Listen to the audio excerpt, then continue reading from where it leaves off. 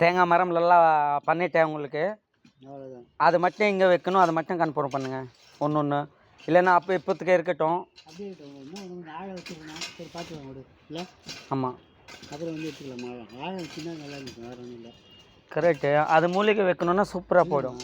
ஈசான மூலையில் வந்து வெயிட் இருக்கக்கூடாது, இருக்கக்கூடாது. ஓ ஓகே ஓகே ரைட். இது கூட இருக்கக்கூடாது. எது இது எங்கே இருக்கணும்னா அங்கே இருக்கணும். ஆஹா இல்லை இங்கே இருக்கு, ஓரளவுக்கு இங்கே இருக்கலாம். இப்போ பிறந்ததே என்ன ஆகும்?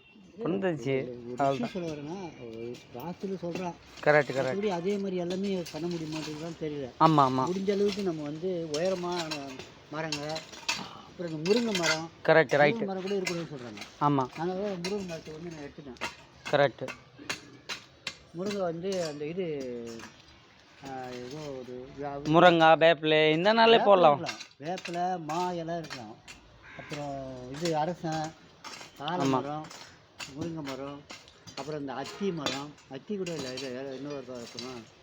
இது என்னது மாதுளப்பழம் கூட போடலாம். மாதுளம்பழம் இருக்கலாம், மாதுளம் இருக்கலாம்.